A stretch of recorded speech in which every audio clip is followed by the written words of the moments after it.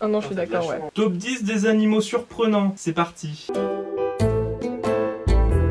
Top 1, le rat taupe nu, un animal particulièrement dégueulasse, appelé aussi l'Heterocéphalus glaber. Pas ouf, un animal capable de vivre jusqu'à 30 ans, qui a une longévité plutôt pas mal, contrairement aux souris qui vivent 4 ans, et capable de résister à tout ce qui est cancer, dégénérescence nerveuse et maladie cardiovasculaire. Voilà, il est juste immonde, mais puissant, c'est cool. Le narval, ou le monodon monocéros, appelé aussi licorne des mers pour nos princesses, n'est pas une licorne, voilà, qu'on se le dise, et n'a pas de corne non plus, c'est juste une dent qui lui pousse en travers de la gueule et qui est super long. Voilà, rien à voir avec une licorne, l'animal ressemble à ça, c'est immonde. Si on avait des licornes dans notre monde, ça ressemblerait à ça. C'est ridicule. Numéro 3, la fourmi panda, ou son nom scientifique, Lopsinolia militaris, est un des êtres les plus mignons de cette planète, voilà. Après le chaton, la loutre et moi-même. Cette fourmi est un hyménoptère de la famille des Mutilidae. Ça veut dire que c'est une fourmi qui ne vole pas, puisqu'en réalité c'est une guêpe, qui ne vole pas et qui est poilue. Donc en plus elle pique et elle fait mal, mais elle est mignonne, donc c'est cool.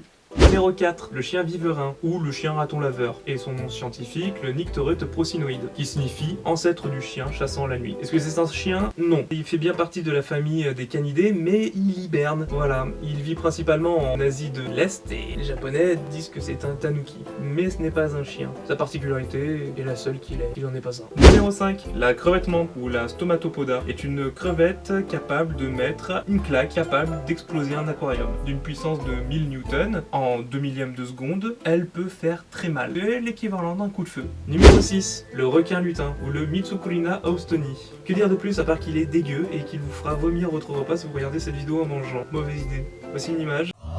Ce requin est capable de projeter sa mâchoire en avant pour attraper ses proies. J'avais envie de le mettre parce qu'il est juste immonde. C'est cadeau.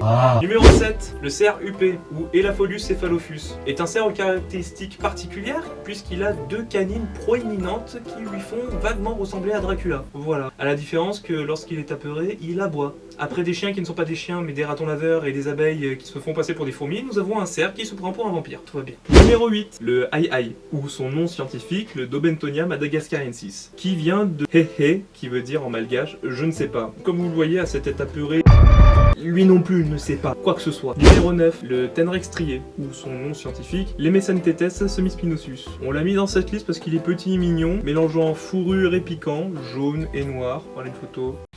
Il a la capacité de frotter ses pics et de faire un son ultra strident, plutôt cool.